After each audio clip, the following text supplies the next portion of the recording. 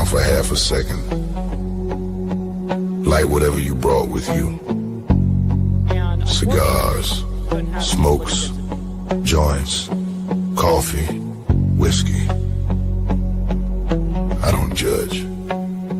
You didn't come here for fairy tales. You came for truth, steel, and motor oil. This ain't clickbait. This ain't influencer nonsense. This is real biker news told by a man who's lived it, seen it, and survived it. From the streets to the clubhouse, from the old guard to the new blood. All we wanted to do was welcome to Biker News Canada. And the man behind the curtain, the voice they don't want quiet, the pen that wrote playpen, the mind that never shut off, Bob Jarvie. So sit back. Let the truth hit harder than a straight pipe at midnight. And remember, once you hear it here, you can't unhear it. Now here's Bob. Well, all right. How's everyone out there today? Bob's back. Biker News Canada coming at you. A rare afternoon interview, and I'll tell you why, or we'll explain to you all during the interview. But today's guest, he's a special guy. He was paralyzed in a car wreck years and years ago. I don't know how many years. We'll get into that too during the interview. And he's still got a motorcycle he can ride, man. Like talk about he's not stopping. The wheelchair is not stopping him from living his life. So we're just going to get right into it. So everyone, welcome Colin. Nice to meet you guys. How are you, bro? Good. Yourself, Bob? Good. So we got some people in the chat watching you. For sure. My dog wants to come in anyways. Glad I can finally get on here and share some of the story with you guys. Yeah, man. So where do you want to start your story? I can give you a bit of background about what had happened with the accidents and stuff. I'm sure that's probably going to be a lot of people's main questions. Okay. So I was in a car accident, 2 car accidents actually, back in 2010, 2011. My first car accident, I was a driver in 2010, December 28th. The car had rolled 4 times after hitting black ice. It was a convertible Ford Mustang. Ended up breaking my neck in my C1 and cut my brachial artery in my left arm. So they had to put my left arm pretty much all back together. The bone was fine, but everything to the bone was cut. So I pretty much almost bled out in the field. Luckily, it was winter time, and the snow, when I fell face first in the snow, it stopped the bleeding. So that pretty much saved my life. I spent 3 months in a coma. And then within 6 months after I woke up from the coma, I was back on my feet, back out causing trouble again. So I was in a town called Peterborough, Ontario. I went out to a bar that night, and I called my friend for a ride home thinking, better not drive myself. I've been drinking. And unfortunately, he wasn't too clear that he had been drinking himself. Damn. So yeah, he picked me up with a girl that was in the car. He was on a date that night. And unfortunately, he had ended up, I'm not sure if he was showing off to the girl that was in the passenger seat or not, but he had swerved the steering wheel and they caught the shoulder of the road. Now, I was asleep in the back seat. I don't remember anything from that night. I don't even remember being out that night. I guess probably being through the car accident, I probably hit my head so hard that it just erased my memory that whole evening. But I woke up in Toronto, Sunnybrook Hospital, paralyzed chest down for life. So I didn't break or fracture, I severed my T4 and my T5 in my chest. So it's complete sever. There's no feeling, no movement from my chest down. And that's what led to my kidney failure, needing a transplant, was because my organs don't work below my injury point. Oh. So my kidney's below my injury, and that's why my kidney, they said it kind of like the story of Benjamin Button. My body is still young, but my organs are old. So my kidney's like I'm 90 years old, and that's why it doesn't work anymore. Wow. So what? The blood's not circulating anymore to the lower parts? Well, it's not just that. It's also that my bladder wasn't draining fully. Mm-hmm. So it was backing up into my kidney, and that caused kidney damage. Oh, right. Yeah, because your bladder has no function anymore. You have to catheterize. So I have no control over my bladder or my bowel. I have to have a nurse do a routine every day. Wow. So and so as a result of all this, they put a dialysis machine in your house. So I have a peritoneal dialysis machine. It's just a smaller machine. Uh huh. And it's not hemodialysis like the big machine you see with the things turning. It's just a small machine and it just cycles the fluid through my peritoneal cavity in my stomach. And that's what it kind of works like your bladder does. Right. Okay. I call it an out of body kidney. Oh, I see. Yeah, yeah. Yeah. So it just basically refreshes it good enough for another 24 hours. So it cycles the fluid, the chemicals out of your fluids, like out of your blood and your urine and stuff, and then it puts the fluid back into you, and you're good to go. Because dialysis is hard on your heart. I remember Oh yeah, my dad went in for a stroke. yeah, For some reason, his kidney shut down because of the stroke. yeah, And they said, we have to give you dialysis, but we were afraid it's going to kill you. yeah, because it puts so much pressure and strain on the body. But if you don't do it, it's going to kill you. Yeah, you got to do it. Once you get to that point, you don't have much other options. Yeah. So they were right. It killed him. Yeah, yeah. No, normally if you go on dialysis, you're lucky. Like I've been on it over 5 years now. That's why But I'm wondering. yeah, it's usually a 5 year life expectancy, 7 years if you're lucky. Crazy, eh? Yeah, pretty So, wild. so you've been on 5 in 7 years if you're lucky. Yeah, I'm just over 5 now, Bummer. and I'm still pretty strong. But again, you never know. Any day that can change, right?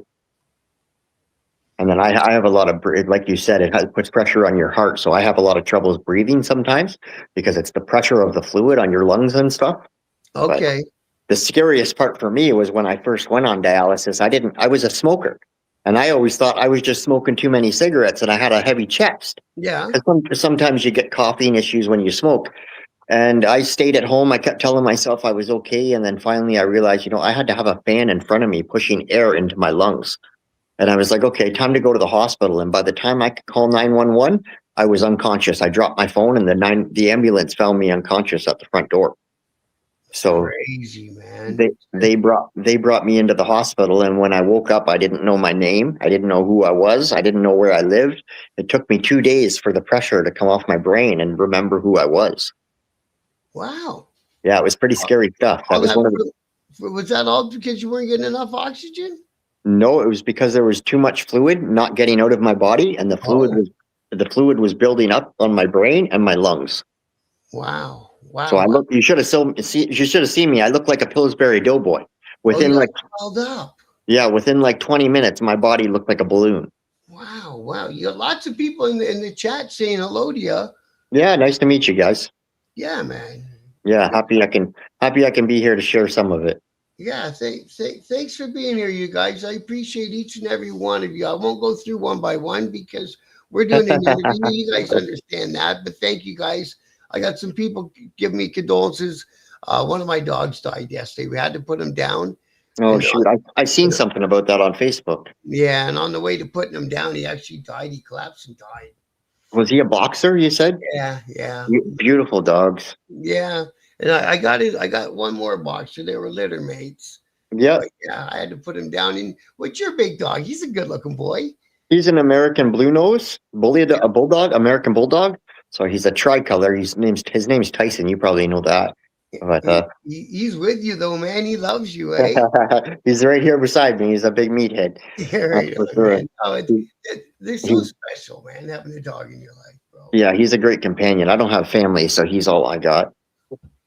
Now I understand from so Kurt, today's interview is about Colin and his experiences, and we're trying to find him a kidney donor. Yeah. So I'm gonna put the stuff on the description on YouTube and stuff where the website is. If anyone's interested in checking it out, It's on my Facebook. Oh, go ahead, sorry. It's on my Facebook. There's a thing that says kidney donor needed and whatever. Yes. Yeah, actually, we'll pull up your Facebook as a matter of fact. Mm-hmm. Now that you mention it. So and besides all this stuff, you kind of had a rough and tumble life anyways, did you, coming up from what I seen in your So I grew up with a single mother who was addicted to alcoholism. uh And I never knew my father, never met him. I don't even know who he is technically. I didn't know, I didn't even bother to look for him until after she passed away. But it was quite the journey, that's for sure. When you deal with a mother who's struggling from alcoholism and stuff, you kind of got to fend for yourself, as many people know. You deal with it, and I kind of took care of her even as a child, so it helped me later on in my wheelchair. That's why I didn't struggle so much after I was paralyzed, because I was so used to already fending for myself that it worked for me. I kind of had a childhood that built me for my adulthood. right, yeah, you became the adult in the situation. Yeah, very much so. And I this is didn't. Colin on his motorcycle, guys. Yeah, that's me on my KTM EXC 500, adapted by Race Tech. That's really cool that that was able to be done for you, eh? Yeah, so when I was paralyzed, the first thing the doctor said was, "You're never going to walk again." And the first thing I said was, "I don't care as long as I can ride my bike." And he actually said to me, he goes, "Son, I don't think you're taking this very seriously." And I said, "No, you just don't understand who I am and what I've always loved doing." So I didn't care about walking. Walking's overrated. Nobody really likes walking anyways. I know I don't. So I wanted to ride, and he told me, he said, "It's never going to happen again." Well, within 2 years, I went out and I drew everything down on a piece of paper, and I bought all the parts, and I bought the bike. And then I started calling shops, and I told them my situation. And of course, when you say to somebody, I'm in a wheelchair and I want to ride a two-wheel motorcycle, the first thing their thought is panic. They think you're going to get hurt. Yeah. So, luckily for me, I found a guy over in Barrie, Ontario, and he was in Angus at the time. Now they're in Barrie. It's called Mission Cycle, and his name's Todd. He helped me. He fabricated the whole bike. I drew the design, and I told him what I needed to make it work for me and my one hand and stuff. And obviously, no legs. I've got no feeling or movement below my chest, so that's from my armpits down, which means I have no stomach support. Right. So, Oh, yeah, no core. yeah, I have no support, right? So it was a bit tricky. I ended up cutting a seat down from a go-kart seat, and I shaved it down to fit my pelvis, and we bolted it to the pan of the bike seat. And that's what keeps me on my bike. And you snowmobile and you have an ATV as well, right? Yeah, I've got a Yamaha Banshee that I just built. And I've done a few different things. I built a couple razors. You ever heard of a Polaris razor? Yeah. Oh, it's a Polaris. That's why I thought it was a Banshee. No, I thought it was. have a Banshee too. You have a Banshee now. I'm sorry. Yes, I did the razor when I was first paralyzed because I couldn't ride yet.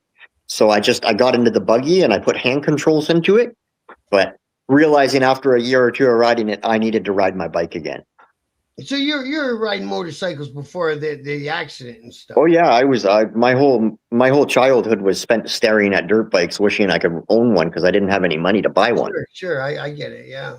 Yeah, I didn't have parents to go out and get me a bike, so I didn't get one until I worked for it. Yeah, well, that's the way it goes, is it? Yeah.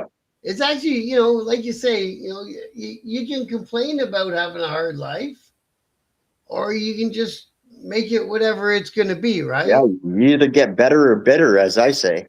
Yeah, that's a great way to put it, isn't it?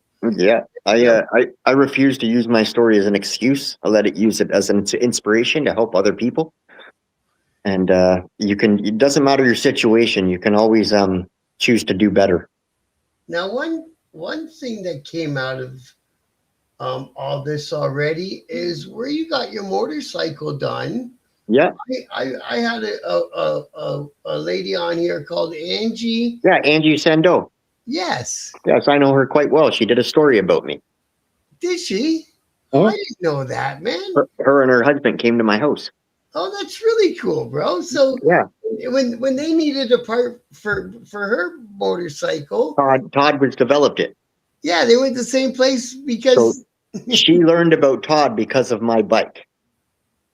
So I did my bike first, and then she seen it, and she used it to go to Todd and say, "Hey, you did this bike. Can you help me?" And then he helped her out with the one hand thing and putting the clutch in the bike. Right. Yeah. That's so cool. Todd's a good guy.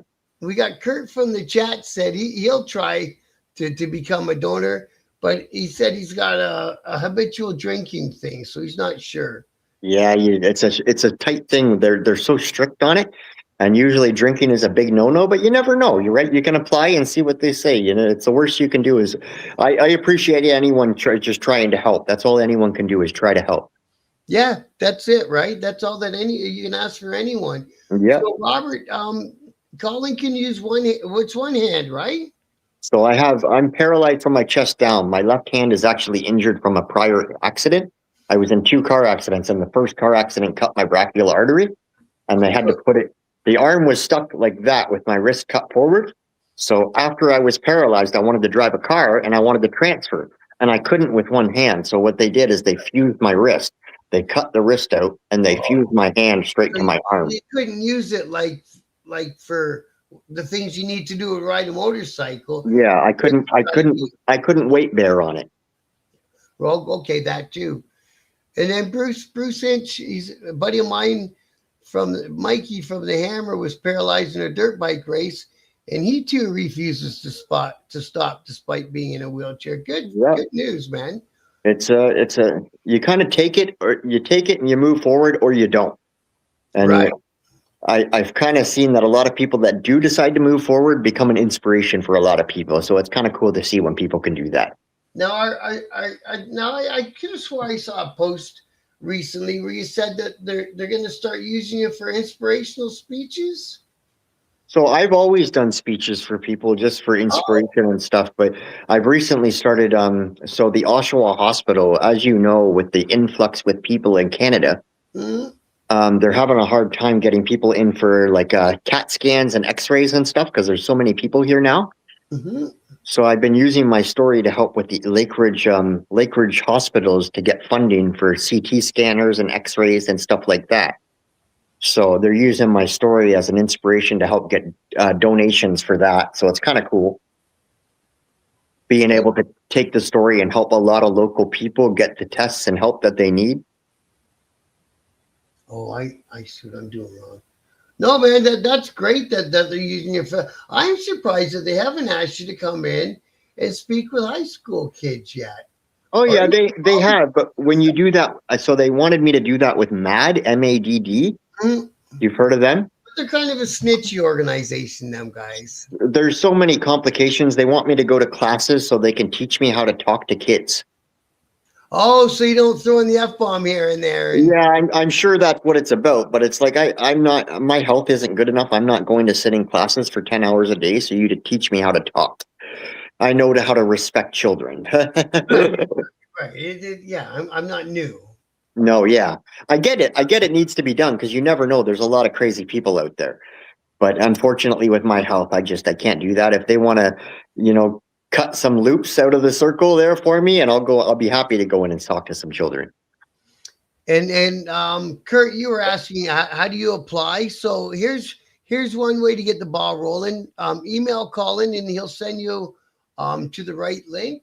Yeah, I can send you the UHN kidney donor health history form. Okay, I'm gonna put that right in the UHN. So if you go to Google and type in UHN kidney donor health history form, it'll pop up first link. Okay, so it's giving me UHN kidney donor right away. Oh, because I already searched for another thing. So UHN kidney health history form. Oh, you want because there's a whole bunch of things. Yeah, you need to type in health history form. Okay, I get you. UHN kidney donor health history form. Donor, and then I'll have it saved. Yeah, it'll be right there. You just click on it and you'll see all the forms and you can print it off. Health history form. There it is. Beautiful. And UHN is the second best. They just got nominated as the second best hospital in the world. Donor health history form right there. Yep, that's it. Living donor. Does it still say USN? No, it says transplant ambassador program. That doesn't seem to be the same thing, is it? If you typed in kidney donor health history form, it should say UHN. Yeah, and then there's one here that says living kidney donor evaluation. No, I don't think that's it. I wonder why I can send the link after, Bob. Yeah, that's true. And not that it means anything in the whole world, the whole scheme of things, but you're First Nation as well, are you?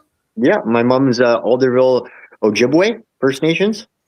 So she's from the Ojibwe tribe, or Okay.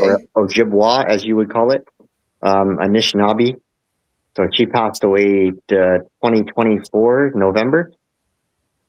So it's been a ride since then. She was all I ever had. Like she raised me as much as she could, but she's all I ever had. So it was pretty hard when I lost her. Yeah, that is a hard one, eh? Because she Yeah. was all that you knew, eh? Yeah, she's all I ever knew. All I ever knew that actually loved me. That's for sure. Yeah, man.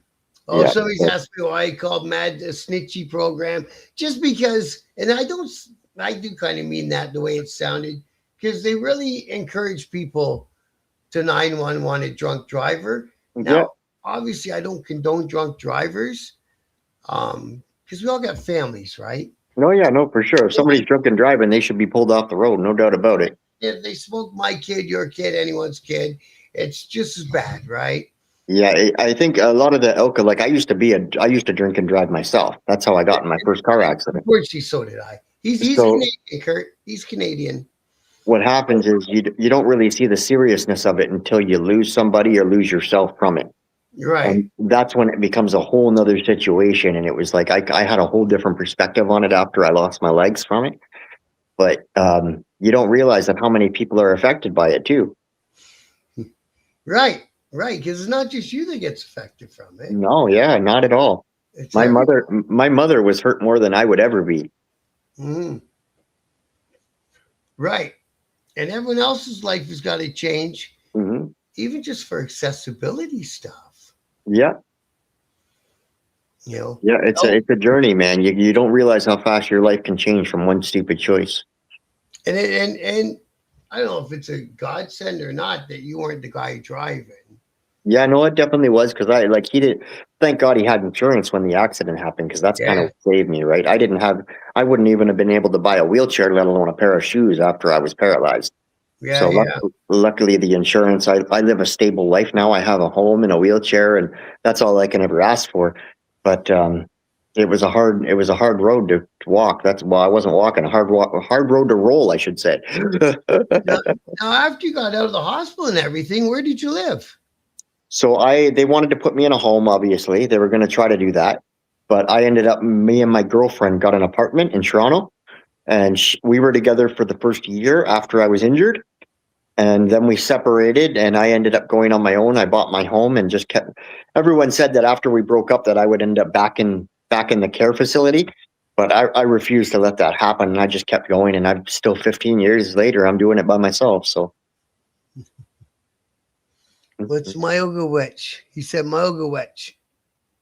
McGwitch. That's thank Oh, you. yeah, okay. Right on. Yeah, because I guess you had a couple choices, right? Let it take you over, or you figure out how to continue on. Now, did you buy a snowmobile this winter, or did you get rid of one? No, I got rid of one. I've been riding since I was paralyzed, but not now with the snow. It wasn't that good. But this year we got some snow. I wish I would have kept it. How did you rig the snowmobile so you didn't slide off it? Snowmobile actually doesn't. It's the only vehicle that doesn't take really any adaptation because it's an automatic. It's a centrifugal clutch. Yeah. So I just bought a Skidoo stock backrest, put it on it. I had the dealership put it on. The guy. What's that? You could almost butt yourself in. Oh yeah, I got on it all by myself. I never needed help. Oh, that's fucking cool. Oh yeah, I used to go. Every morning I wake up, go out my garage, jump on my sled, leave, and then I could come back and I could slide in my garage right up beside my wheelchair, climb onto my wheelchair, come back in the house. Sweet, man. And you live in a smallish community where you can actually get on a sled and get in the trails without the cops being no. Oh, no. That's too bad. I live right outside of Toronto. So I was ripping my Skidoo right up the sidewalk. Well, you can't take the rebel all the way out of you, bro. No, my neighbors loved it. They loved seeing me do it. So, and you just built an ATV, a real crazy one, didn't you? Yeah, Yamaha 2004 limited edition Yamaha Banshee. It's the Banshee. Yeah, I got that confused with the Ranger for some reason. Funny story about that bike is I had the exact same bike when I was 18. And I used to get chased by the police all the time on it. So what happened was I ended up getting chased by the police so bad one night that they were coming to arrest me. So I sold the bike in Niagara Falls. I took the bike all the way to Niagara Falls so they couldn't find it, and I traded it for a dirt bike, an RM 250. And I come back, and ever since I came back, I wanted that four-wheeler back. I wanted one just like it, and I couldn't find one. So I just said, screw it, I'm going to build one. And I built one in my garage, identical. So what did you build it out of? I built it out of a 2004 Yamaha Banshee that wasn't limited edition. Oh, I see. So that was your change you made. You made it into a limit, and then Exactly. you made changes so that you can ride it, I assume, right? So we're in the process of doing it right now. We're putting an electric shifter on it and an electric start. It'll be the first Yamaha Banshee ever with electric start on it. Oh, that's cool. Yeah, I can take you and show you the KTM. It's in my living room here. Yeah, man, that'd be great. Those wheels on the side are pretty wild, eh? Yeah, the up and down, the landing gear. And it's surprising that little material holds your weight. Yeah, so we used special industrial wheels on it and stuff. So here, I can kind of turn the camera around 1 second. Yeah. I don't know if you can see it there. Can you see it? There it is. Yeah, so that's the landing gear system. You can see it has a linear actuator, and the actuator runs the landing gear. Oh, that's pretty wild. So it comes down only when it's needed to come down. Yep, so I have a button on my handlebars, and I control it manually because it's not safe to come down by itself. Say if you were going to come to a stop and then all of a sudden you decided you don't want to stop, say traffic starts moving and those wheels come down and touch the pavement. So people don't understand this, but when those wheels touch the ground, your bike is dead straight. You can't turn. Okay. It's like a plane. Once they put their landing gear down, you're going straight and that's it.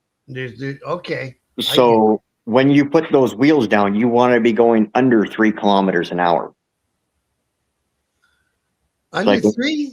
Yeah, you if you're doing 5 kilometers an hour or above, you'll end up getting a hard jolt and it'll send you flying. Oh, Christ. Yeah, I almost died getting hit by a car one time because of it. So I learned the hard way. You've been in a car wreck on the bike too? Before I was paralyzed, not with this one. Okay, good. Shoot. Yeah. So here's a funny sticker.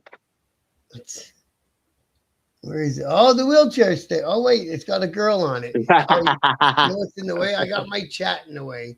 There it is. That's awesome, bro. Yeah, it's pretty funny. Are you planning on riding the bike some more this summer? Well, if my health gets better, if I ended up getting I rode the bike right up until my kidney failed, right?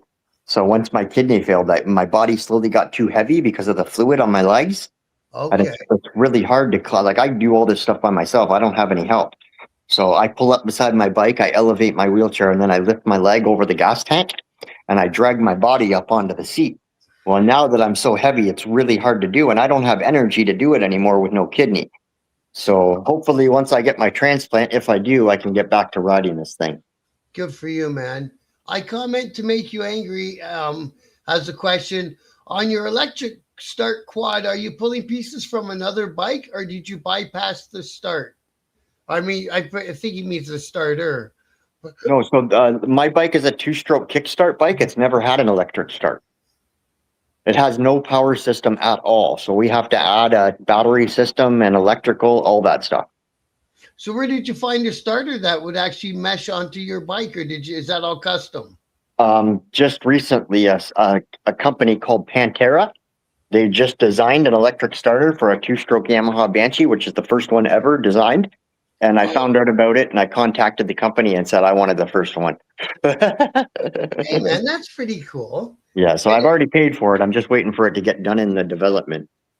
And you got the whole, the quads in the garage. We'll have to show you guys pictures of the quads another time. Yeah, sorry guys, it's out in the garage. I can't go down there because the elevator. So you're adding a wire harness. So you have to add a whole charging system. Okay. Yeah, so it's got a stator on it, but it doesn't have it has lights, but they run off the stator. It doesn't have electric start. It doesn't have any of the stuff that you need that like a battery. Doesn't have any of that stuff. Right. So I bought a 24-volt charging system, And we're going to put that in, and that should be able to run my electric start and my electric shifter, which is done by Pingel. And would that be normally used for a racing shifter sort of thing on a race application? So a lot of guys use them on crotch rockets, but mine's specifically built for disabled people for ATVs and stuff. But yeah, the people do use them on crotch rockets for racing. Yeah, that'd be good. Oh, here Yeah. comes some more. And oh, just so you know, like a lot of our people, Kurt's First Nation, TRC 275. He's coming in from Lake St. Martin, Manitoba. He's Manitoulin Islands. a good friend of the show. And yeah, man, these are all good people. Like a bump shift, I comment to make you angry. Yes. My good friend Bo is from Manitoulin Island. Oh no, sorry, he's from Manitoba. Lake Oh, St. okay, Martin First Nation, Manitoba. Okay, Manitoba, Canada. Yeah. So Like- I comment to make you angry. Is it kind of similar to a bump shift? A bump shift. What's a bump shift? I'm not sure. I'm thinking a bump shift is like those air No ones. clutch? No Yeah. clutch? I don't know. We'll have to ask. He'll come back. A bump shift in my mind is not using a clutch, just shifting through the gears with no clutch. But I do use a clutch. Yeah, I prefer you use the clutch. On my KTM, I don't use a clutch. It has a race clutch. It's an adapted automatic clutch.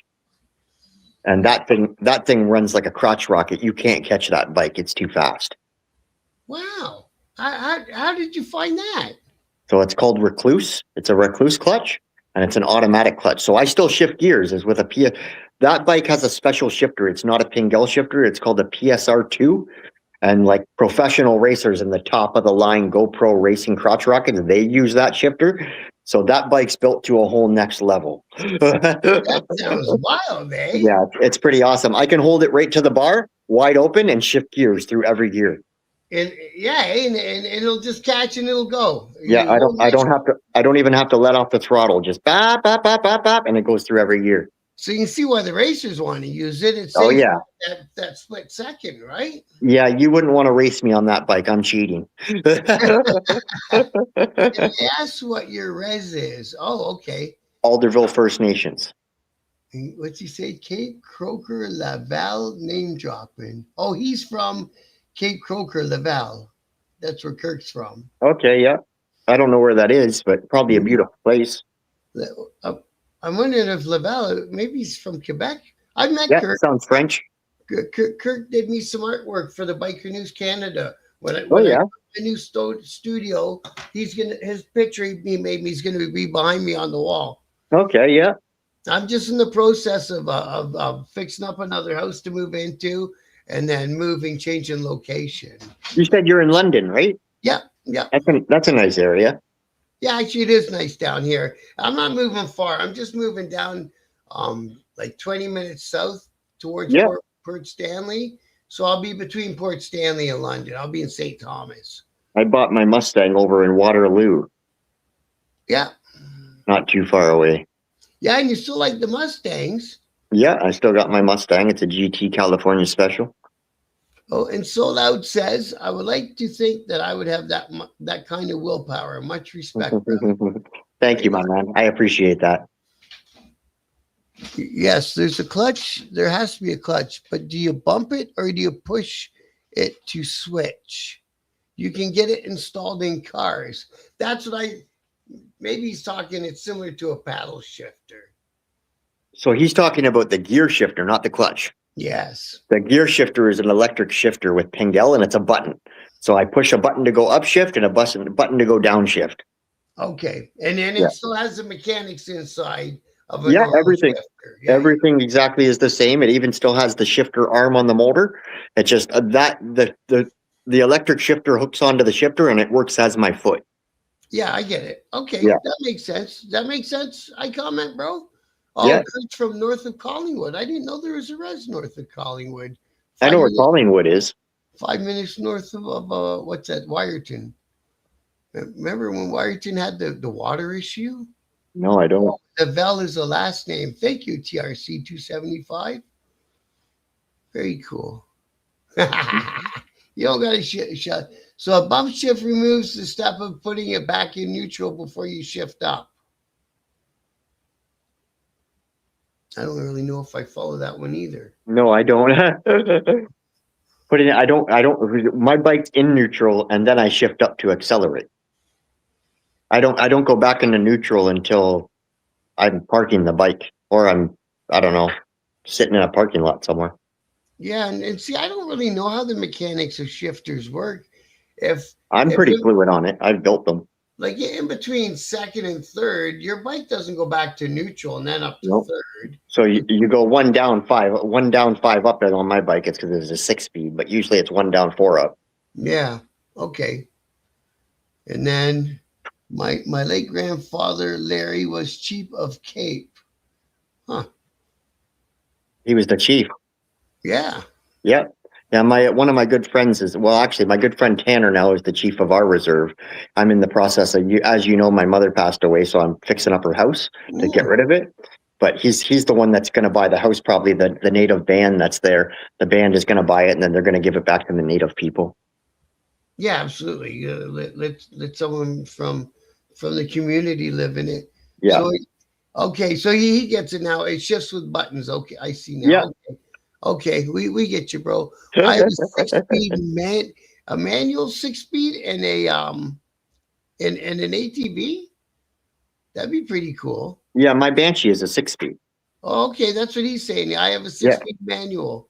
Yes, my KTM and my Banshee are 6-speed, but most bikes are 5-speed. Right, that's what I thought for an ATV. Yeah. Yeah, my Banshee is a strictly race bike, so it has 6 gears. Now, a question that's in the back of my mind. From the driver of the second accident. Now, there's the first accident. Were you driving? Yeah, and then my Mustang, my 2003 Mustang. So that one was kind of your fault. Were you drunk? Oh yeah. Well, no, I wasn't. I was drinking, but I wasn't drunk. They charged me with it. They charged me with an 80 over. So I was just over the limit. Hey, but, 80, so you're right on. What happened was when we were coming home, that night was the worst snowstorm of 2010. So I was in a Ford Mustang, and when I went out to pass a truck. Yeah. I pulled out to pass, and my back tires just happened to be on black ice. So you know how you punch the gas pedal to pass? Yeah. And the back end started sliding around, and by that point the car started spinning. Yeah. And I spun and I hit a hydro pole, and the car flipped 4 times after hitting the hydro pole. Oh my. Yeah, it was a convertible too, so there was no roof on the car. I landed on my head every time. Yeah, exactly. Yeah, every time you rolled. Yep. You're lucky you survived that one, bro. Oh, yeah. No, I should have been dead. There's no doubt of it. The police, 6 cops came to my mom's house and said that the kid should be dead right now. We don't know how he's alive, but get to the hospital to say goodbye to him. Jesus. Were you in Toronto yet? Or they No, they brought me to the local hospital, which was Campbellford. And then from there, because it was a snowstorm that night, they couldn't airlift me because the snow and the storm was so bad. So they put me in an ambulance and they flew me to Kingston like at 100 miles an hour down the highway. Jeez. Pretty crazy. Yeah, hey, I don't know. Wildcard, thanks for dropping in, brother. Good to see you, man. Yeah, they're all coming in, man. That's good. Yeah, it's great. We've actually got great. I've got great fans on this channel. I couldn't thank them enough. It makes doing this so much more fun. It's good you can build a good community online. Yeah. And you know, couple Mustangs suck when you're drunk. He's not kidding. He ain't kidding. Oh, my dad was a drag car builder. He was a mechanic, but he built drag cars for a pastime, and he always built Mustangs. Yeah, they're one of the fastest. So my good friend Joe Da Silva, he's been racing them his whole life. Thank you, Omerta, for the for that about the dog. Joe Da Silva. We can't be talking about Portuguese Joe from Toronto, are we? Absolutely, we are. I didn't know he raced cars too. He's been on here a few times for interviews, eh? Joe has? Sure. Wow, is it the same guy? He owns a Portuguese restaurant? No, not a Portuguese restaurant. He owns a car racing shop. Oh, okay. There's a lot of Da Silvas out there. I think in Portugal it's like a Smith. Yeah, no, it's a huge name out there. Yeah, so Joe builds performance Mustangs out of Pickering. Okay. Only performance Ford Mustang, so really fast cars. Yeah. And he helped build my car up. Oh, nice. We got Bobby in the house coming in from Calgary. Good to see you. No, Okay. grow. Want to We're doing an afternoon one, bro. Just to shake you guys up. Yeah, I do dialysis at night, so unfortunately, it was the only time I could get on here. Robert's got a question. So an '07 Harley Softail could Go be back. converted. What's up? I bet you it could be. Oh, yeah, you talking about converted to the electric shifter? I bet you it could be. Yeah, yeah, you probably could, as long as it has a charging system that's fairly strong. So usually, the more CC the bike is, the better the charging system. Sure. So if it has more CCs, it's going to have more current running through the flywheel, and that gives you a higher charging rate, which means you can run more accessories. And then, like you say, as long as it's got a shifter rod coming out of the primary, you can hook up. It'll hook up to it. Oh yeah, yeah, you can hook up any shifter you want. That's electric or air shifter. I prefer electric because air is not as reliable. But it's the air ones. You see the kids with the too fast, too furious cars on the steering wheels and the paddles and all that. Omerta says he fly fishes in Campbellford. Oh yeah. First he's reach. Yeah, my ex-girlfriend that I was with after I was paralyzed, she still lives in Campbellford. And they have a really big bike night in Campbellford. Yeah, right at the Canadian Tire there. Yeah. Yeah, I know all about it. Now, did you speak to Ricky yet? Are you and him patch things up? Sorry, who's that? Ricky Dillon? Yeah. No, me and him don't get along very well anymore. So weird. He introduced me to you. Yep, he was a good friend. I grew up with his son. Me and his son went to high school together. And he just got a double lung transplant himself. Yeah, I heard about that. Hopefully he's doing okay. Yep, he's doing all right, man. He's doing well. Well, I hope you and him patch it up one day. That won't happen after what he said about my mother. Oh, he went too far in too many places. Sorry about that, bro. Yeah, no, that's all right. He takes his politics a little too serious, and he very much takes it out on other people, and he doesn't realize I don't give a shit about politics. Well, exactly. Not everybody does, right? Nope. I got bigger worries in my life than who the fuck is a prime minister. Yeah, exactly. You know, at the end of the day, it doesn't matter who's prime minister. My life and your life doesn't change very much. No, it doesn't at all. And if you're going to spend your days focused on that so much, you're going to ruin your fucking day. Right. Like I spend my days in a wheelchair and I try to stay positive, and you can't live a positive life if that's the life you're going to choose to be in politics. Yeah. Yeah, unless you want to join politics and make a change from within, then you're basically making yourself mad about for no reason. And getting mad at somebody who likes a different party, yeah, it's pretty taking it personal at them, that's when it gets too far, right? Pretty childish, that's for sure. Not necessary. No, so no grow from the group here. He got some shitty news. His buddy on a Gixxer had a crash and lost his foot brake side, left turn into him. Yeah, he lost his foot, bro. Oh fuck, that'd be a drag. The guy that was in the hospital with me after my first car accident, he was beside me, or was it the second one? I can't remember. Either way, one of my accidents, he was in an accident on a 750 Gixxer, and he with his daughter. With his daughter, were yeah, they okay? Yeah, he had some bad road rash. She was okay, but his name was Teddy. She was in a different hospital, so I never met her, but he was in the hospital with me, and he was okay after. He called me. We kept in touch a bit. Wow, So, Kay Wayne, let's everyone say happy birthday to Kay Wayne. He's a longtime friend of the show, man. Happy birthday. From the start. Thank you, Kay Wayne. I hope you're having a great day out there, my brother. Absolutely, man. Hitting the tree before you work. Good man. You got to go to your job, eh? Using. Crushed his foot and ankle. They had to cut it off. Fucking hear that for him, bro. Yeah, if they crush the bone too bad, they can't save it. They just got to remove it. Yeah. Yeah. So you still talk to the guy for the second crash, or did you guys end up drifting apart? So I didn't hold it against him after the accident. I understood it was an accident. He didn't mean to hurt me. No, he was a good friend of mine. But the problem became when he I had a car that I was building before I was paralyzed, and he had asked me for the stereo system out of the car, knowing that I was never going to be able to drive again. And I wasn't able to drive again because of him and his accident. So I didn't take that very nicely. I Yeah. took, I realized then I was just going to cut my ties and whatever. But yeah, he was more mad that I was going after the insurance company than the fact that he had paralyzed me in a car accident. Like, that's why you have insurance. If you have insurance and you hurt somebody, Right. that's why you have insurance. Especially if it's your best friend and you just took their legs away for the rest of their lives. Right. Right. You But should be encouraging them to go after yeah, your insurance company. yeah, that's why you have that, is to help protect people. Like the Especially, insurance company's going to fight you anyway.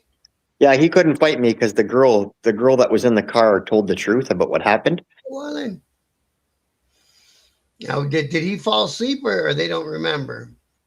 No, he was wide awake. He was swerving to the music. Oh, Yeah, he swerved. He had a song on, and he jolted the steering wheel to the sound of the music, an and asphalt lip. that's what caught the shoulder of the road, and we went off the side of the road. Oh, fuck. It was totally unnecessary. Oh yeah, it was totally being stupid. Yeah, man. Good to see you, Warland. Thanks for popping in, brother. We got people coming all the way from Seattle, man. Oh wow, good far ways away. Gonzo, this is a new time for today, bro. It's a special guest, and he does dialysis in the evening. Yeah. So we set him up so he's got time to have a conversation and do his thing. Yeah. Rolling coal. I roll coal in my Dodge. These guys are good. That's a shit move. I know a homie paralyzed who built and drove a few magazine mini trucks, drunk drivers. Yeah, drunk. And see, that's the problem. You can't really defend the guys who get in their car when they know they're drunk. No, yeah. And don't get me wrong, 20 years ago it was a different thing. There wasn't as many cars on the road, Yeah. and people got away with it. We didn't you got home without hurting somebody. Now things have changed. A lot of people are dying, and kids are ending up in wheelchairs. I was 21 years old when I was paralyzed. I wish I would have had, like, it pretty much took away my whole future. So when you see something like that happen, and you see it happen to other people, the numerous people I have since then, you have a whole different perspective on it. And my thing, not to look for excuses or anything. Our thing was we were young, we lived in the country. Yeah. The only people who were going to hurt was us guys in that car. That's how I felt about it too, until it happened where other people were getting hurt. Right, until it happens, right? Yeah. We had a kid in high school, and when those little 2.2 charges came out that were real fast, them little tiny ones in the 80s? So him and his girlfriend, at a house party, him and his girlfriend argued. He jumped in his car, flew down the gravel roads. We lived in gravel road country back then. We lived in Belmont, little town. Yeah. And he lost it, rolled the car, fell out of the sunroof, and the car rolled onto him. He didn't make it, right? He was only 16 or 17, man. You know what I mean? So my Mustang was convertible, and that's what the cop said. He goes, I don't even know how the kid's still alive. There was a girl in my passenger seat. I had my girlfriend with me, and she was okay. She just had a small cut above her eye. Oh, thank God, eh? Yeah, when I woke up, that was the first thing I went to. I was like, oh my God, like, what happened? And my heartbeat hit almost 220. Right. They thought my heart was going to explode. You're worried about your girl. Yeah. I forget what the actual pulse was, but it was high. That's for sure.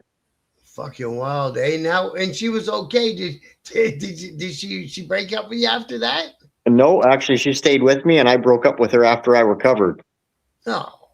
Yeah, I was. I know I'm a bit of an asshole, but she stayed by me the whole time while I was in a coma. Oh, Jesus. Yeah, you should have maybe given her a little bit of time. I gave her a month or two after I woke up, but the problem is that I just came out of a 5-year-long relationship before we got back together with her, and I was out drinking that night at a buddy's place, and that's where we met. I just brought her home randomly. Yeah. And then all of a sudden she was by my side. Like, I didn't realize how devoted she was just from being out with her for one night. Oh, maybe she felt it was the proper thing to do. Yeah. No doubt about it. She ended up she's got kids now with another guy and stuff, so she's doing okay. So it wasn't like you guys were like 10 years together or nothing. No, we had just been together that night. Okay, well that's not as bad. I still felt bad, I'll tell you that. Well, yeah. Hey, ain't too nah, new name. Good to see you again, brother. Thanks for dropping in. And Gonzo, I heard him say something about racing Mustangs. I used to Yeah. race an '88 Mustang at Shannonville. Oh yeah, good old Shannonville. That's a rough track. Is that close to you? No, it's not too far, but it's down. When I used to race there, it was down near Coburg, Ontario. Yeah. Yeah, Big Apple is, right? Port Hope area. Yeah, yeah. Yeah. So it's not too far, but it's not crazy close. When I raced, I would go up to Cayuga. You know, you guys like your Chargers. See, my dad used to race Cayuga when I was a baby. So, Yeah. like, we're talking, I was born in the late 60s. So he had a 68 Mustang Fastback with a 289 in it. Oh, yeah. My mom was born 69. So, yeah, me and your mom are the same age, kind of. She's younger than me. Yeah. I'm 67. I had a friend 40 years ago, dirt bike, and his parents told me he couldn't buy a dirt bike. He bought one anyway, hid it from them, hit a power wagon on the cut lines we were riding. Holy fuck, eh? That'd be the drag. Yeah, that would be a pretty wild one. You're not going to survive that one too well. So you were starting to be on your way when you were starting to get in these car crashes, because you had a convertible Mustang already. I take it that one was yours. Yeah. And I take it you had to have your own job and find your own way to buy Yeah, the I built bikes as a mechanic. Oh yeah. Yeah. Well, that would have been. Oh, that's why you attacked that ATV project. Yeah, I got a little bit of background on those, Bob. Yeah, good for you, man. Yeah, I built. Is it something you could pursue? Like, if you got a transplant, is it something you could pursue from your chair, or are you too limited with the one hand? What's that? Building bikes? Yeah, Oh, I could build anything, and the only thing I can't do is lift the motor and put it in the bike. sure. Yeah, I got my cousin to come give me a hand with my ATV. I had him lift the motor out and stuff. Yeah. I did everything else. He just put the motor where I could reach it, and I rebuilt the motor. I did all that stuff. Even with one hand, the only part I couldn't do was pinch the piston rings to put the cylinder over the piston. Yeah, that's a two-handed job. Yeah, so I had him hold the rings in, and I put the cylinder over. Yeah, yeah. You put the thing around them and tighten it up. Yeah. Right? Yeah, so that's pretty good. Bumper. Oh, yeah, the Power Wagon bumper. Always the Power Wagon bumpers. That sucks, eh? Yeah, Yeah, that's pretty cool, though. At least you got something else to fucking, you know. I always think to myself, what the hell would you do all day, right? yeah, I know for sure. You know? I love 69 Mach 1. Oh, yeah, those Mach 1s with the Cobra Jets, they were the business, weren't they? I crashed my bike last year, 4 broken ribs, knocked out almost 10 minutes. Took me a bit to heal after that one. I go a bit slower, but I ain't never gonna give up 2 wheels. Well, that's the same as Colin, man. Yeah, He's putting his thing out there. life rolls on no matter what. It stops for nobody. 1860s. Yeah, that's it, man. Now, how about Warland? 65 next month. Right on, brother. Ooh, buddy. Props Yeah. to fellow Irish in the chat. Right on, bro. Inked Viking and Irish. Oh, that's Warland. Good for you, Warland. Oh, he knew you were Irish from your name, Warland? How do you remember that name Come here, was? Tyson. Come here, Tyson. Can you get on camera? Does Cole rebuild bike motors, twin cams, Evos? No, those were a little too big for me. The parts are getting heavier, eh? Yeah, the bike itself is it's like the motor itself is big. I actually specialized in 2-stroke racing equipment.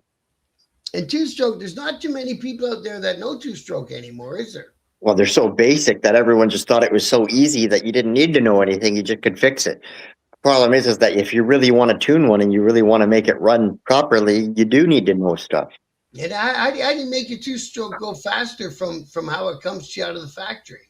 Mostly through tuning. Okay, can you change cams and stuff like that, or that's not a thing on a 2-stroke? There is no cam. There's no cam. There's no Yeah. carburetor. Or is there? Yeah, there's carburetor, just no cam. Okay. No overhead cams or anything like that. It's just piston to the top of the cylinder, and that's it. And it valves. No, there's no valves. Oh Christ! So you can't even change your valve size and all that. No, there's none of that. You just got your exhaust ports and your intake. Wow, eh? Yeah. So Kurt, the best way to hook up with Cole is send him a friend request on Facebook. I would imagine. Yeah, you could do that. Sunday, yeah. Yeah. I think I have you up, don't I? Somewhere. Hey, Jason, come here, bud. I got you up somewhere because I searched 2 minutes ago. Oh wait, I gotta go back home. Okay. Now your new pastime, bro. Tell us about your new pastime. You guys are gonna love this pastime. What did I do? Your new home protection that you're getting, bro. Oh, yeah. No, recently I ended up getting a threat. Oh, is that what got you getting into this stuff? Yeah, so recently I guess I didn't know this was a thing, but I guess people are messaging people with their address they try to bribe money out of them. So I don't know how they got my address or whatever, but they had messaged me and they kept trying to say that they were going to come try to unalive me and attack me in my own home in my wheelchair. So I was like, you know what, that I'm a pretty stupid person to say that to, because I came from the streets and I take threats very seriously. Right. I'm not just going to mess around. So I ended up going to get my PAL license just as a safety precaution. I would rather have protection and not need it than need it and not have it. Yeah, But yeah. I'm in a wheelchair and I'd like to get into target shooting because it's a stationary sport, right? Yeah, because now you think it's going to push your wheelchair back or you're going to chalk the wheels? Oh, my chair's powered chair. It won't move it. I'm in a power wheelchair. Okay. Yeah, that's a whole different thing. Yeah, 350 pounds. Oh, it's that much, eh? Yeah. Holy Christ! How do you get that in and out of a vehicle if the battery charges or whatever? You don't. If the vehicle doesn't have a ramp, you're not getting it in the vehicle. It's stuck. Yeah. Well, I have to go. I don't use wheelchair accessible vehicles. I have a Mustang and a truck. Yeah. But I don't bring my wheelchair in those. Those are only for me to go out and accomplish like my tasks. Mm-hmm. And if I want to go out to an appointment in my wheelchair, I take a taxi that's accessible. Okay. Yeah. So that explains why those ramps got such big hydraulics. It's not the weight of the chair. Yeah.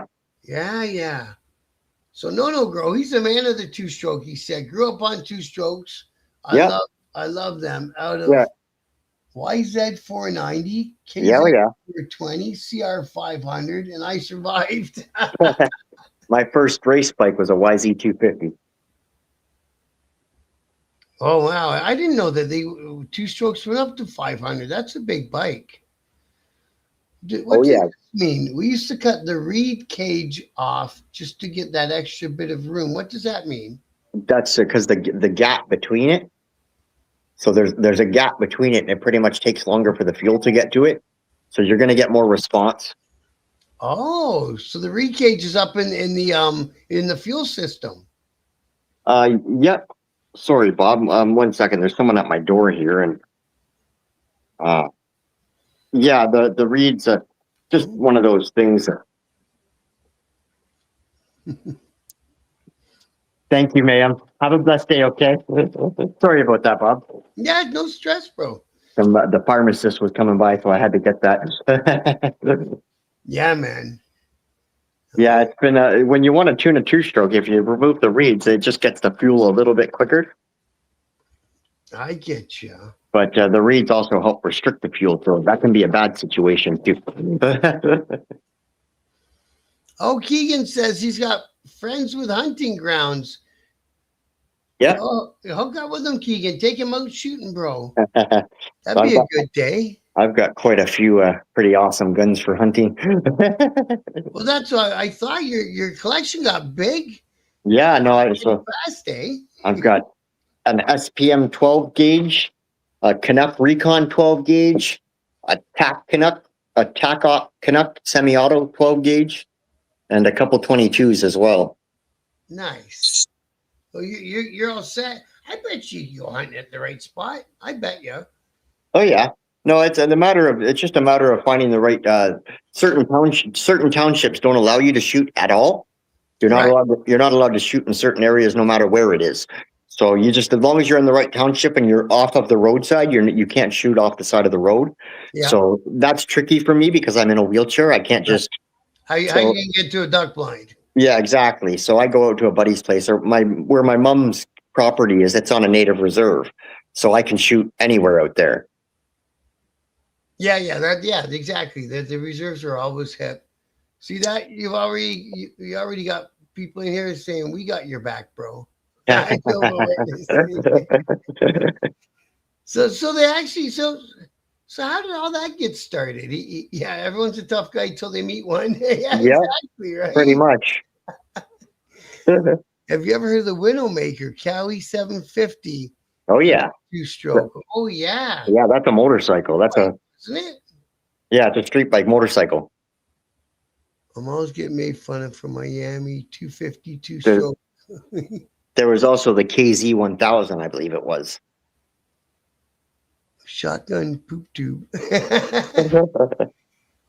Sorry again. I don't know if I just wasn't listening properly. Yeah. How did this whole thing with somebody deciding to threaten you start? They just sent you a random message on your Yeah. So the police, well, I called the Durham Regional Police just because I had to report it just in case anything did happen. Mm-hmm. If somebody ends up getting shot because they come in here trying to hurt me, the police need to be aware that there's a situation. So I called them and had them come in, and they said right away that they knew what was going on. I guess what happens is people get somebody's address or get people's address, and then they message them and they try to ask for little amounts of money, so they'll just fork it over. And the guy was threatening me, and the funny part is that he must not have knew who he was talking to, because as soon as he said $300, he goes, "I'm going to come take your life unless you give me $300." And as soon as he said that, I just started laughing. I was like, you're a fucking idiot. Like, then I started instigating him, and I'm like, "All right, come get me." And I sent him a picture of my gun and my dog. And I was like, "You must not know who you're talking to." Because anyways, the cop knew right away that it was a scam and whatever. But like I said, if he wants to come try to find trouble, he's going to find it. Well, and now that you've gone and bought them all, you may as well at least go to a range or to, like you say, out on the res, to somebody's farm and have some fun with them, right? Yeah, definitely. I tried getting involved with the gun range, but the problem is that you have to be a member, and they don't tell you how to be a member. They just tell you that you got to know a member to become a member.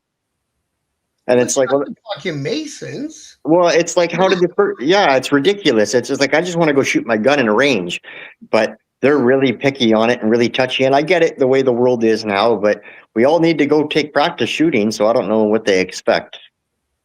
I honestly think that it's something that they should do more of, because in the States, everyone knows how to shoot.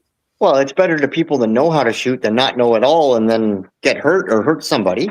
Right. And just to be safe and handling one and carrying one and all that stuff. But man, I think it'd be way better if they kind of push the sport of shooting. You know what I mean? Yeah, for sure. Well, it's a natural thing too. Everyone used to shoot just to survive.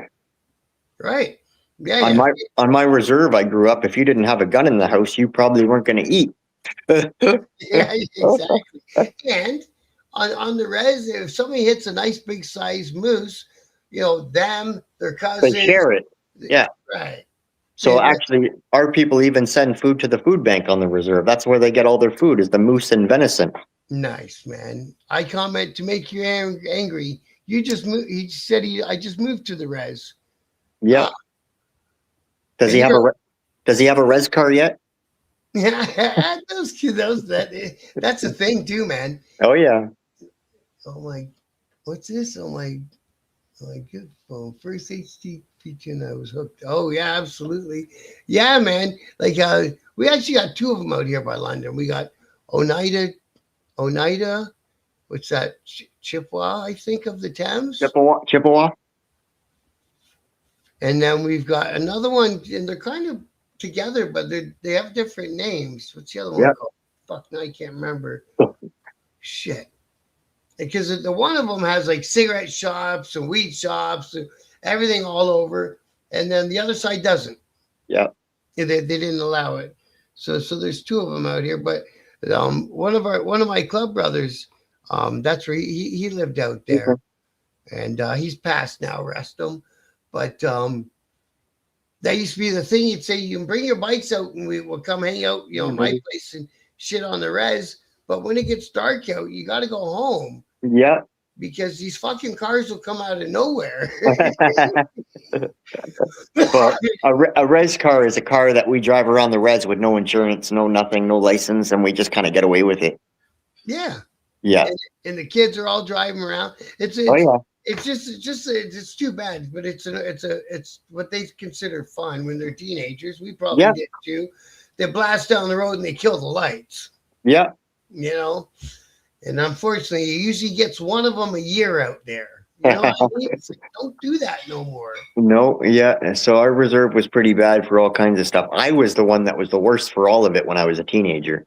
Yeah, me too. Yeah. Most ranges have a family day or a new member day. Hey, that's good to know. Yeah. So they have a new member day. Most ranges, anyway. I'm gonna have to look. I know Gagnon Sports didn't say anything about that, but it sucks because they just renovated the place and it's all state of the art. It's all wheelchair accessible, and yet I can't get in. Yeah. So what? They made the whole place accessible, and now you can't get in? Yeah, he bragged to me about how they made it awesome, but then the last sentence was, "But we are a members only club," and it was like, "Well, how do I become a member?" And he's like, "You can't.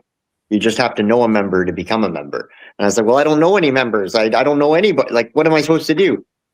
He didn't have no answer? Nope.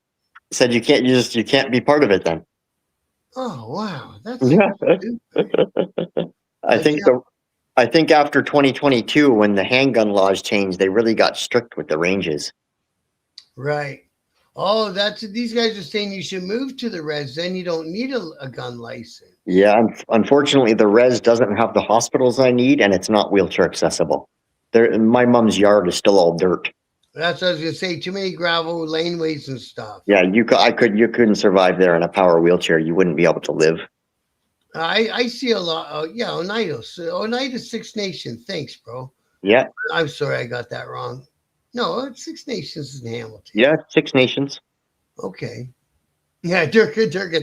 That's not it, bro. that's not No, it. wrong one.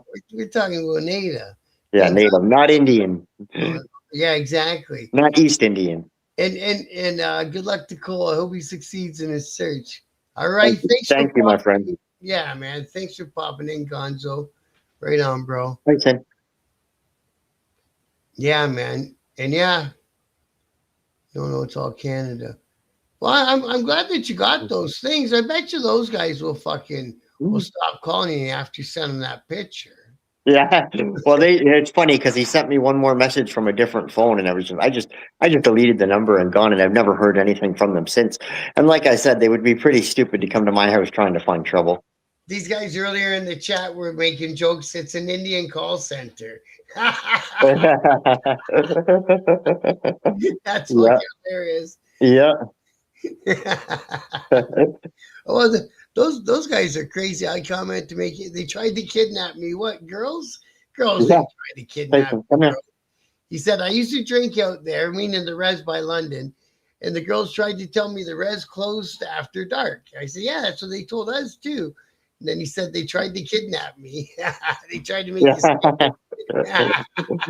yeah, exactly. Oneida. Those res women, watch out. Yeah, man. Well, you can live out there on fucking fried bologna sandwiches, at least for a weekend. Yeah. My mother was one of those res women. I know all too well about how they are. I dated a beautiful girl from the res in Sarnia. And that was where she'd say, okay, let's go to Sarnia. It's like, oh God, this is gonna be a weekend. Right? Yep. Yeah. So at 3 a.m, we're trying to cross at midnight we're trying to cross into Port Huron to get more booze. And they turned us away on the bridge. He said, not a chance. Yeah, no, not happening. So then we spent the next 2 hours looking for the bootlegger, Tyson. which we found. and then back to her mom's house. There's always one of them. And to make everything better, she made us some nice fried bologna sandwiches, and we're good. We paid double for booze that we didn't need, and, and Yeah. yeah, she was a good chick though. We were together a while, me and that chick. I just built the water treatment plant on Stony Nation, just outside of Calgary. Oh, Stony Nakota, sorry. Wow, eh? And they just got the water clean at Oneida this year too. Yeah, a lot of places have trouble with that. I can't even believe that they fucking they do that, and they leave these residents with fucking boil water advisories for years. That one up north by that lake. Well, the thing that bothers me is that native reserves are always known for what the one thing that they have is a liquor store. Yeah. Well, the problem with that is that if you go out to even my mom's reserve, is that the only place that was government funded on that reserve was the liquor store. And then they wonder why they get a bad rap. It's like, well, half these people don't drive. The closest store to their house is the liquor store. So what are they going to spend their money on when they have liquor? And then so now they're actually starting to build communities for themselves because they're starting to get some help, right? Yeah. You see when you go out to the reserves now, you'll see weed shops and you'll see smoke shops and restaurants and gas stations and stuff, and they're doing that all for themselves. And I think I think it's I don't care if it's selling weed or not because it's legal, right? Yeah, of course. I think it's a good look on them that they're doing it themselves. That guy down at Six Nations who built those cigarette companies from the ground up by himself, mm-hmm. and he's a multimillionaire, and he's employing all of his other people that he can. Like I know people from London that drive trucks for him, delivering cartons of smokes and shit, man. Yeah. I think it's a great look. Unfortunately, the native people are really helping themselves, really, because even the bands, they call it the band is like the native government. It's it's like the government on the reserve, right? So even the bands, they don't really help the people. They kind of look out for themselves on a lot of the reserves. So some of them are better than others, but unfortunately with mine, it wasn't the best. Hopefully it's getting better. Yeah. I haven't been out there in a few years, but yeah, like my mother struggled big time. It's funny. I've heard stories from different members of different places, and they say the same thing. You just do it yourself. You know, the council will help for maybe kid stuff and maybe not though. You know what I mean? No, they'll give you a loan to help build the house, and then after that, you're pretty much on your own. Which isn't bad. It's a good start. Yeah, no, it's an amazing thing they do that. It's just, unfortunately, some of these elderly people, they get so old and they can't maintain the properties. Right. And they don't build them to finish them. A lot of them are half finished still with Tyvek around the outside of the house. I've seen that. Yeah, with no interior walls done or nothing. It's because there's no monitoring of the funds that they're given. They spend half it on the house and then they blow the other half. Yeah. It's not because, they're bad people. It's just they don't know any better. They've never had money. What do you expect them to do? So they blow some of the money on something they've always wanted or blowing on liquor or whatever. And then it screws them in the end, but it's sad to watch. It is. Hey, Clutch, thanks for dropping in all the way from the East Coast tonight, brother. Good boy, Tyson. Yeah, okay, I get it. And they say Six Nations, I get it. Oh, and yeah, there's some dry ones. Yeah, there is the dry ones. There's lots of dry ones up in the northern parts, eh? Yeah, up north, yeah, and on the far north, like out past Alaska and stuff like that. There's a lot of dry places. You're not allowed to have alcohol. But I tell you, like No Gross saying, he's out in BC. They call it the Green Mile. There's 14 pot stores within the 3-mile radius. Yep. And it's usually on the way into the res. Like I say good on them. Down here, they were getting these little wooden. They're like supposed to be built for a shed or something, but like like an ice hut. Yeah. Yeah. And they bring them over. They're like $35,000 or something dollars, and they get the hydro ran to it, or they just go buy a generator. They don't care. Yeah. No. Yeah. And put in some counters, put in some product. And they're in business, man. I say fucking wicked for them. Yeah, it gets to a point where they're going to help themselves one way or another. And fuck, you got to do what you got to do. Imagine the ones who put the fucking casinos. Woo-hoo. Yeah. So a lot of the reserves too, right now, they're dealing with so my good friend is the chief of the reserve on our reserve, the Alderville First Nations. And they're dealing with the Hydro One. Mm-hmm. So now Hydro One is trying to put a lot of lines through the native lands, and they're having to pay them bans and stuff, right? So Right. the natives will get a bunch of money back from that once it happens. Yeah, yeah. But there's treaties every so many years. There's a treaty, and the treaty pays the. I think our reserve got like $222 million, but each native I think got like $70,000 or $80,000. yeah, yeah. Yeah, so that's They get a yearly. Some of them, like the ones in yeah. Sarnia, get a yearly something. Yeah, But so it's good. It helps. It gives them a standing somewhere something to live off of to start their lives, right? But yeah, unfortunately, none of them have had money and they don't know what to do with it, and it's sad because it just gets wasted. But it's well, so sad, bro. yeah, It is. Oh, QQ know which one. We got our man in from Quebec. And this is, I picked this up from my grade 8 French. Ma grandmère Huron. So it's your grandmother is in the Huron tribe, right? Is that what he's saying? I think it is. I know grandmare's grandmother. I think yeah, Huron is a tribe, isn't it? maybe. I think I'm so. not sure. I'm not too sure, to be honest. I think so. I love it, man. We were talking about this the other day. We we got big representation of First Nation here on the channel, and I really dig it. And I get, there's a few First Nation clubs out there, and they come on for interviews, and we talk about what they're doing and what the club's up to, and they're all out to helping their community and all that stuff, right? Yeah, it's tricky because the native reserve that I grew up on, I'm considered a white kid that's native background, right? Do you So still feel any connection?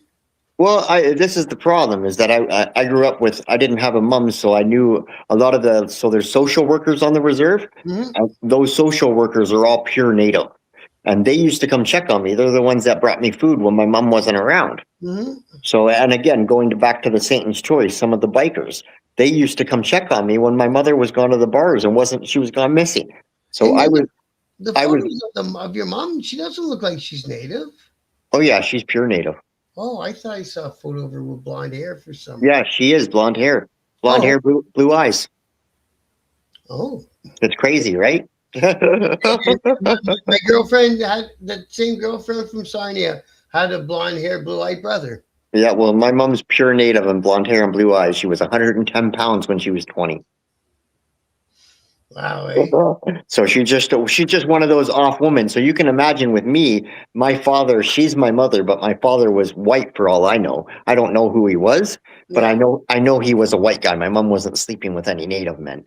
So I'm half native, half white, but I grew up on the reserve. So the whole native reserve, all the chiefs, the first chief that I knew bailed me out of jail when I was 18 years old. I lived in his backyard for 6 months. So I'm really close to all these people, but after I was paralyzed, none of them even look. There was one lady that called me and looked out for me, and that was it. Wow. None of them even reached out to me. So for me, when people say about the natives, they're really there for their community and they look out for their people, that's not my experience. Right. But yes, you're right. They usually do for the people that look like them, but I didn't look like them. But you So grew up with them. yeah, That's I so know. weird. That's the problem. So because I did have a white father, I was kind of on the fence. I was on the fence, let's say. Mhm. And now, even after my mother passed, they had no problem. They told me straight up, you can take care of the property, which is on native land. Normally, a white person would be removed and they would seize the property and they would have to sell it and give some of the money back. But me, they let take care of the house and stuff because I did grow up there. They know that I'm the one that cleared that land with my own two hands. I was 18 years old when my mom built the house and I cleared the land by myself. And then your mom just happened to like to go and hang out. What's that? Your mom, I take it, just like to go and hang out. Because the bikers kind of got involved. You said, and the choice came along. No, that her brothers were all bikers. Oh, Yeah. oh, that's cool. Yeah. So I don't know if you've ever heard of Bill Madiak. There was the guy that got killed in the Port Hope. Yes. Yeah, that was her cousin. Oh, for God's sake, eh? Yeah. Yeah, I did a show in the Port Hope, but all I could get was what I remember. The Walton. Is that it? Yeah, that's where he was shot. They went right in the bar and they killed him right there. Yeah. Yeah, that was her cousin. She used to literally go in that bar and punch out the guys at the bar at that were the bikers. Crazy, eh? She was the only woman that would walk in there and go toe to toe with any one of them. That was one of her spots, Port Hope. Yeah, That so hotel? that's where I grew up too, around Port Hope. She always went down to the Ganny, the Walton and the Ganny. That's crazy, eh? Because they even wrote a book about that Port Hope. Yeah, that was all about her family.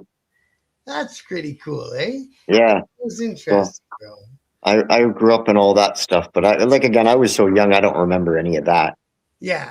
You just remember big guys making sure that you're okay. Exactly. Well, like when she was gone partying for days and I couldn't find her, they would show up and bring me like plates of lasagna and stuff. Fucking beautiful. That was Boudreaux, Jimmy Boudreaux and Brian Babcock's. Oh, I remember that. The Boudreaux name and the Babcock name. Yeah, Jimmy's in prison now. He's been in prison for like 30 years, 25, 30 years. Oh, I hope he's getting out. Doesn't sound like he is if he's been Well, in that long. he'll get out at some point, but last time I seen him, I was in jail with him. I seen him in deliberation. Yeah. And it was funny. I didn't even recognize him because he'd been in jail for 2 years waiting on going through stuff. And I used to babysit his kids, like him, Kyle, Judge, and Border are his kids, and I took care of them. So when I walked out into the range, and that was the first day on the range. And then when I was in the paddy wagon that night or the next day going to court, they mentioned Jimmy Boudreaux, and I went, "Where's he?" And they went, "Well, he's on your range." So I went back to the range after court. They brought me back to the jail. I went back onto the range, and I didn't recognize him because he shaved his head all bald. And I was like, "Uncle Jim." You don't call him uncle because you're in jail, so you just call him Jim. You're not gonna say uncle. Yeah. But he used to bring me whenever there was a meal that somebody wouldn't eat because he was the cleaner on the range. He would bring me the meals. Yeah. That's nice when you got the meal guy. Yeah, Is on your crew. yeah. My I came cellmate, out of jail 200 and some pounds. my cellmate loved me. He's like, "Man, why are these guys bringing you food?" And I'm like, "He's my uncle." That's a sad story, eh? Know which one? You worked up. You're in Quebec, right? So you worked up north, saw nothing but misery, saw teens kill hundreds of caribou just for fun. Yeah, Oh, that's too bad, man. That's when the government's failing because they got nothing else to do but to go do that sort of shit, right? yeah, for sure.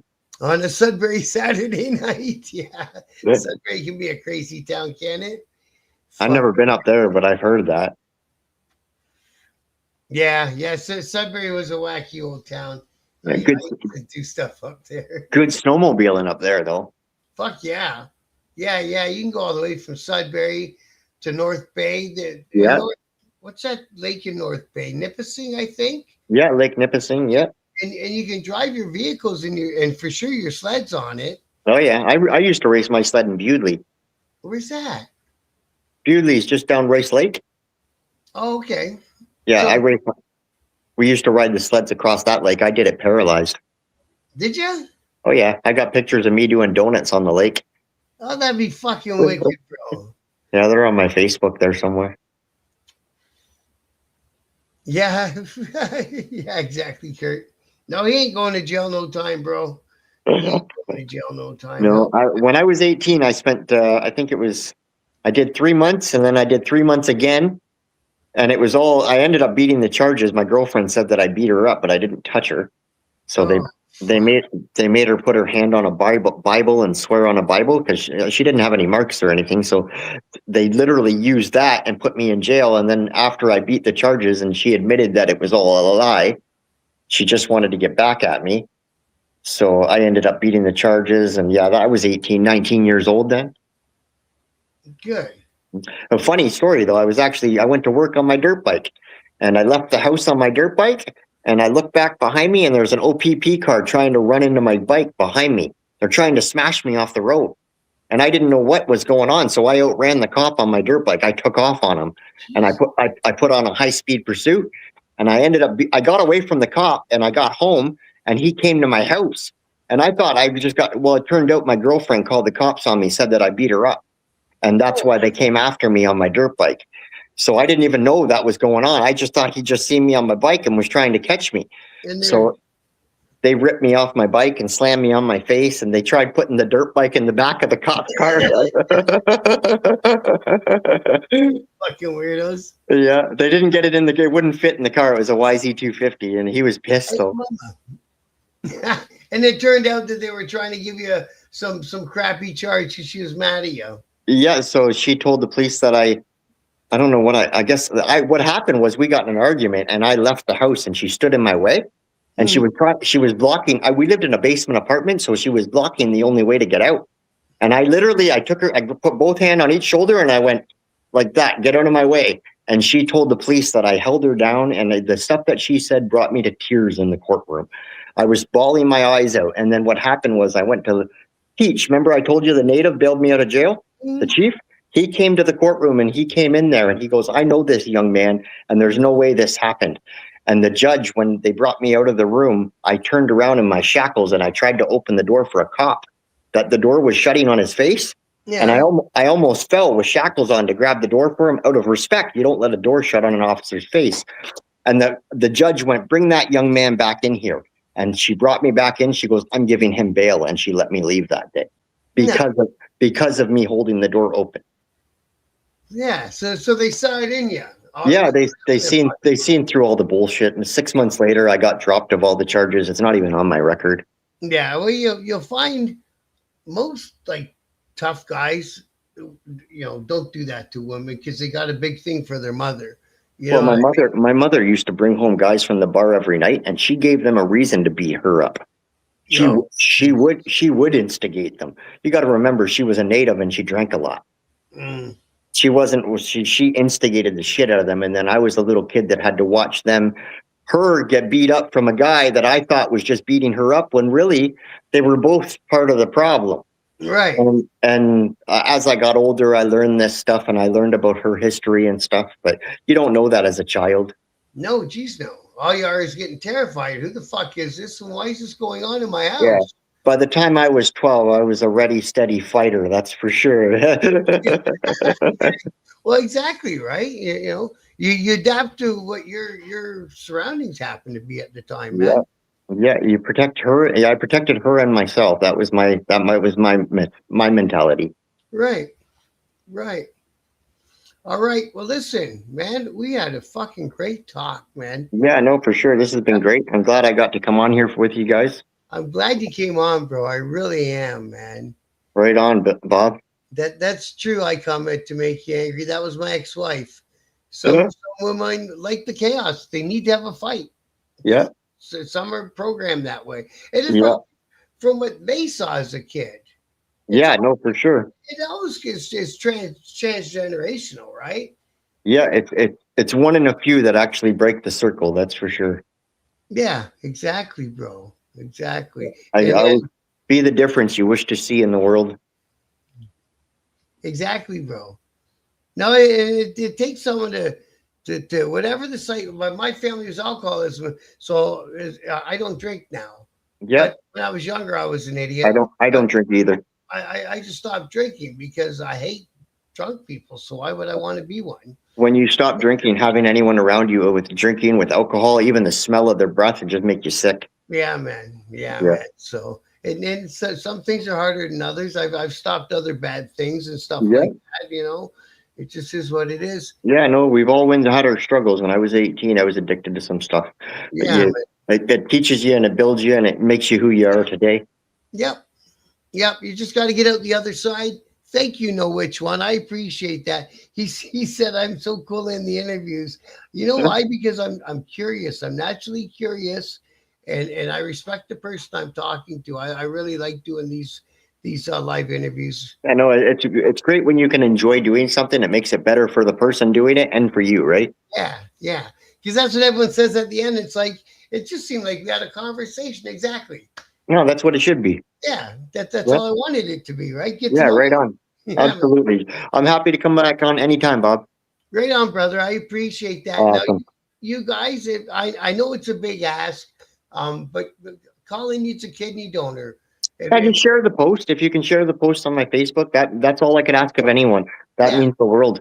Yeah, and if we go on INF It, living form, right? it literally helps save my life if it just happens to reach the right person. Exactly. I'm a B positive blood type, and it's not the easiest to find.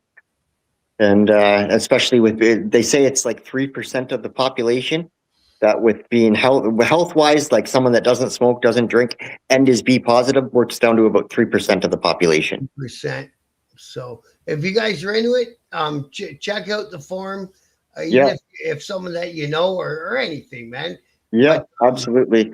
And again, my legal name it's Colin Veely. So if you're gonna fill out the form, use Colin Veely, not Cole Sunday.